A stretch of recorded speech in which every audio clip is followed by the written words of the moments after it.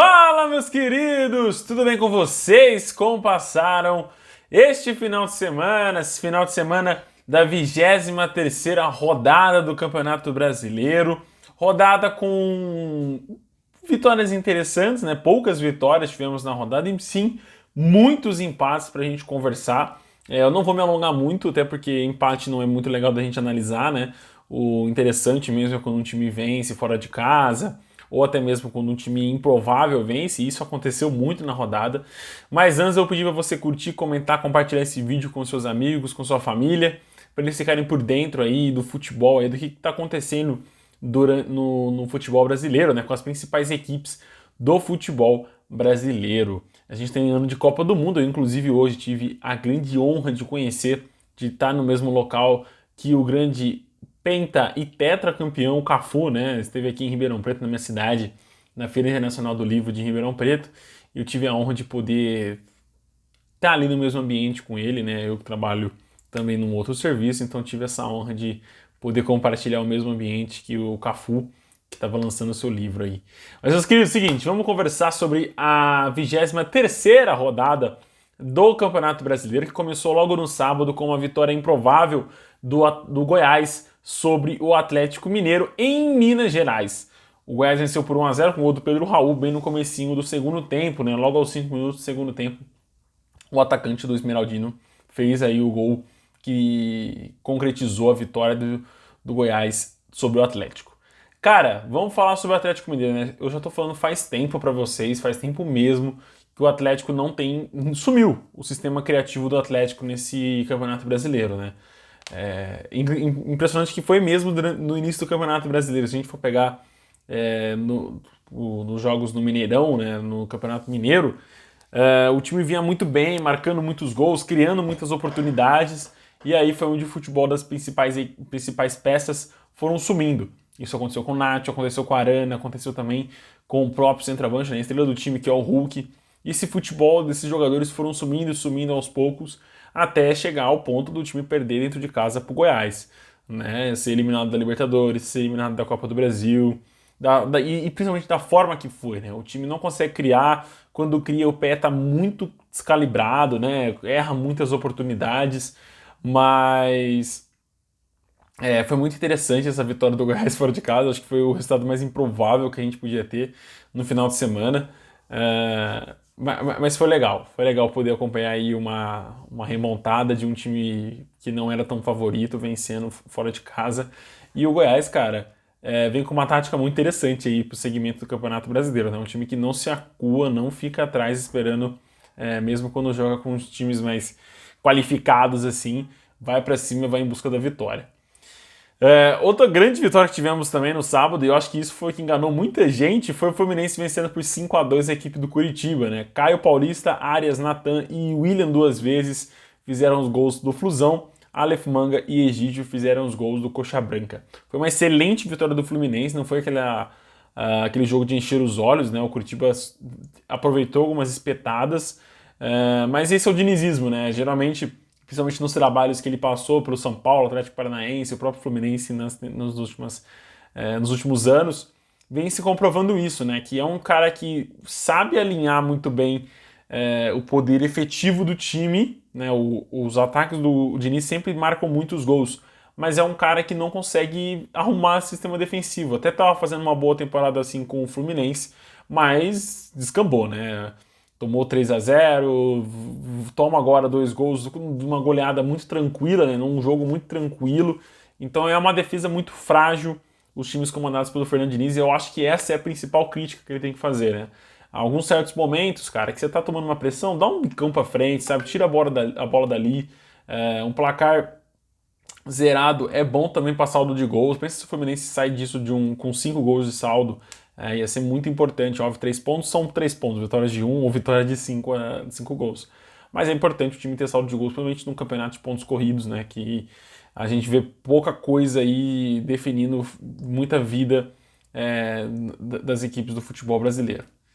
Já indo pro domingo, começa as empatites, né, que a gente vemos no domingão, logo com Juventude 2 e Botafogo também 2. O jogo foi muito fraco, né, são duas equipes muito fracas no futebol brasileiro, não vem apresentando um bom futebol nessa temporada.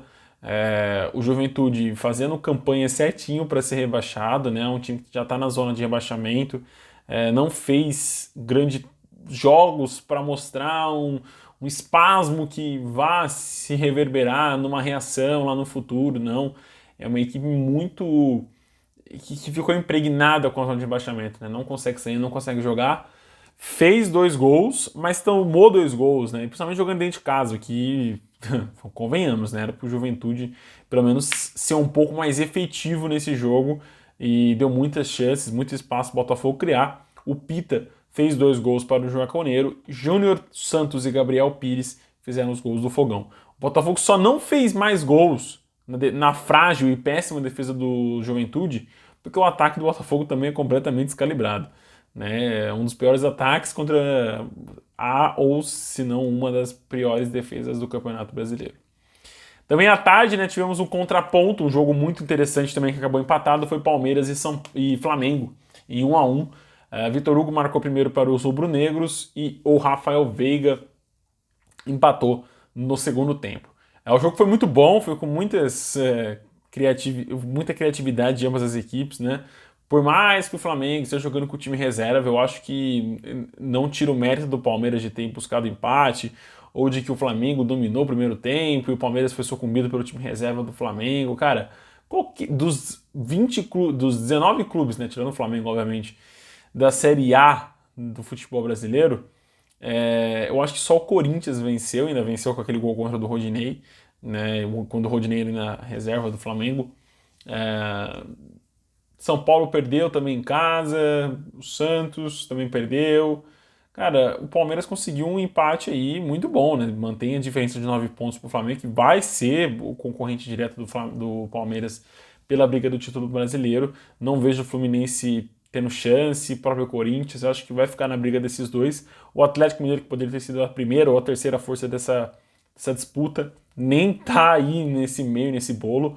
Então é um jogo que eu não gosto de chamar de final, porque eu acho que esses jogos aí, cada jogo num campeonato de pontos corridos se torna uma final. Mas foi um jogo muito interessante de se acompanhar, né? Um jogo que pode ser, sem sombra de dúvidas, a final da Libertadores, né? Pode ser, porque o Atlético Paranaense também joga muito bem e, né, o Vélez Sarsfield também está muito bem nessa Libertadores. Mas eu acho que provavelmente vai ser entre os dois. São os dois melhores elencos, enfim, é chovendo molhado falar bem dessas duas equipes. Red Bull Bragantino 1, Ceará também 1. Agora não vou me alongar tanto, gente. Acho que os jogos mais interessantes já foram. Luan Cândido e Zé Roberto fizeram os gols da partida. Luan Cândido, óbvio, massa bruta. E Zé Roberto para o Vozão. Jogo interessante. O grande destaque do jogo foram os 5 pênaltis que tiveram, né? 3 valeram, 2 tiveram que voltar. O Ceará, por exemplo, cobrou 3 pênaltis, né? Um foi a conversão do Zé Roberto e outro 2 por questão de invasão na grande área. A cobrança teve que voltar e até na que o Zé Roberto converteu teve invasão, viu? Então eram 3 cobranças que teriam que voltar. O Red Bull perdeu um pênalti na primeira etapa, né? E o Luan Cândido foi lá e converteu no final, que teve 12 minutos de acréscimo. Outra vitória, as pequenas vitórias dessa rodada, né? O Fortaleza venceu o Corinthians por 1-0, o gol do Moisés. Fortaleza que foi muito bem no jogo. Aquela história, o Corinthians foi a Fortaleza em busca do empate, volta com uma derrota. Volta longe da briga, só não está mais longe porque o Palmeiras empatou com o Flamengo, mas já vai se distanciando, já vai pensando em brigar por outras coisas, né? Uma vaga direta na Libertadores, ou mesmo alguma vaga para a Libertadores, que é o mais interessante, eu acho, para a equipe agora nesse momento pensar, e deixar que Flamengo e Palmeiras se matem pela briga pelo título. Mas o Fortaleza mostra uma reação absurda, né, cara? O time que estava na zona de rebaixamento, né, na lanterna, já encosta no São Paulo, já fica 2 pontos do São Paulo com 27 pontos. Então é uma equipe que vai surpreender muito ainda nesse campeonato. Eu acho que o Fortaleza tem uma reação, não vai brigar por grandes coisas, né, Libertadores, enfim, mas mostra o poder de reação dessa equipe que poderia ter tido mais cedo, né? Convenhamos. Mas a bola não queria entrar, era coisa de louco. Outro empate num jogo muito ruim também, né? Atlético Goianiense 1, Cuiabá também 1. Thuram e Rodriguinho fizeram os gols da partida. Cara, foi um jogo muito fraco, assim, esse final de semana foi impressionante a quantidade de jogos fracos que a gente teve, jogos com poucas oportunidades, com as equipes numa certa nhaca mesmo, né? Vai chegando no final da temporada, e as equipes já estão completamente esgotadas, isso fica nítido. O Atlético Paranaense também empatou em casa em 1-1. O Atlético fez com o Éder, né, gol contra, e o Henrique Almeida fez um belíssimo gol de bicicleta no Atlético Paranaense. Impressionante, né? 2 jogos do Atlético Paranaense em casa, 2 gols de bicicleta do adversário no mesmo gol. Precisa jogar um sal grosso ali, viu? Porque é impressionante essa sorte que o time tá tendo, né? Sorte entre aspas mesmo. Mas o Furacão, cara, eu, não, eu acho que largou mão assim do Campeonato Brasileiro, vai levar um pouquinho nas coxas assim e vai focar agora na Libertadores, que é o último campeonato aí que tem chances de título, né? Se passar do Palmeiras, vai para a final da Libertadores. Desde 2005 o time não vai e pode surpreender sim na final aí, independente de quem for o time, é um jogo só e tudo pode acontecer. No final do domingo, fechando a rodada do Domingão, o Santos venceu, né, o clássico Sansão com o gol do Lucas Braga. Eu venho falando há muito tempo para vocês, alertando vocês há muito tempo, que faltava um cara para ligar o meio de campo, o processo de criação, com o Marcos Leonardo lá na frente do Santos, que o Santos não tinha isso, por isso não marcava gols, por isso que não conseguia suas vitórias, e agora o Santos tem. Soteldo faz essa função com exímia qualidade, parece que Marcos Leonardo e Soteldo jogam desde que estavam na barriga da mesma mãe, sabe? Tipo, saíram já um da mãe do outro, assim, já jogando bola junto, porque é impressionante. Na maternidade já jogavam bola. O Santos venceu muito bem, né? 1-0 que o São Paulo pouco incomodou na etapa final para buscar o empate. Teve ali seus momentos, mas o Santos foi amplamente tranquilo nesse jogo, né?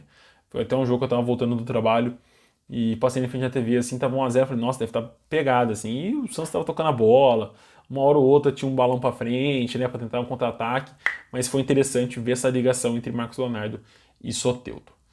Outra vitória que a gente teve hoje, né, foi o Internacional que venceu fora de casa a equipe do Avaí com o gol do Pedro Henrique. Como eu já falei no próprio texto que eu publiquei hoje, cara, era um jogo que estava encaminhado pro 0-0, pro poupa tempo, e eu já estava encaminhado no meu texto falando mal de um jogo horroroso, assim, foi muito fraco. O Avaí até teve seus momentos no primeiro tempo, mais do que o Inter, e o Inter teve mais momentos no segundo tempo.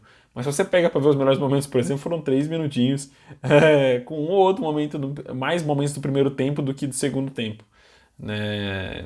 Então, assim, o Inter precisa também ajeitar um pouquinho melhor esse processo de criação na equipe. Eu acho que fica muito esperançoso de criação dos atacantes pela beirada e pouca criação pelo meio ali, né, para tentar uma bola enfiada, uma criação para o centroavante. O Inter que tem bons centroavantes, né, Pedro Henrique e Alemão são muito bons, né, até mesmo o Wesley que está no banco aí, para mim é um centroavante bom até, pro nível do futebol brasileiro, mas é uma equipe que está oscilando demais já, né, tipo, não de resultado, né, o time venceu muito bem, subiu posições, encostou no Corinthians, mas é uma equipe que oscila demais, né? Questão de futebol. Ou joga muito bem, ou joga mal.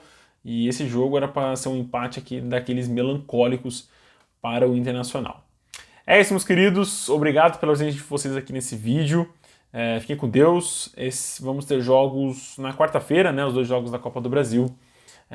E aí, na quinta-feira, eu já volto para trazer aqui para vocês uma opinião dos jogaços das semifinais. Fechou? Um abração e até o próximo vídeo. Tchau, tchau.